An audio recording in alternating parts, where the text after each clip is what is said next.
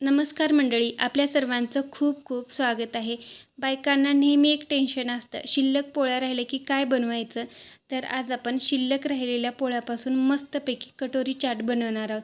त्यासाठी शिल्लक राहिलेल्या पोळ्या घ्यायचे आहेत आणि व्हिडिओत दाखवल्याप्रमाणे ती पोळी कट करून घ्यायचे आणि एक झारा घ्यायचा आहे आणि त्यामध्ये पोळी ठेवून घ्यायची आहे. तेल गरम करून घ्यायचं आहे आणि त्यामध्ये आपल्याला ही तळून घ्यायचे आहेत. व्हिडिओत जसं दाखवलं आहे त्याप्रमाणे पोळी तळून घ्या, म्हणजे छान आकार कठोरीसारखा होईल. तळल्यानंतर अगदी ती कुरकुरीत अशी होते. आपण ही काढून घेतलेली आहे, खाली बसत नाही म्हणून मी ती वाटीवर ठेवून घेतलेली आहे. त्यानंतर यात आपण थोडेसे चुरमुरे टाकून घेतलेले आहेत किंवा चिवडा टाकून घ्यायचा आहे. त्यावर फरसाण टाकून घेऊया. बारीक चिरलेला कांदा टाकून घ्यायचे, बारीक चिरलेला टोमॅटो. त्यानंतर मी इथे मोड आलेले मूग टाकून घेतलेले आहेत, म्हणजे ती खायला हेल्दी पण होईल.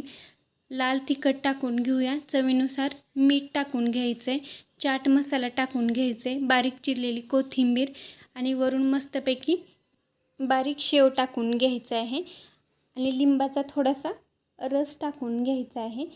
हे आपलं मस्तपैकी शिल्लक राहिलेल्या पोळ्यापासून कटोरी चाट तयार झालेला आहे. खूप मस्त लागतं.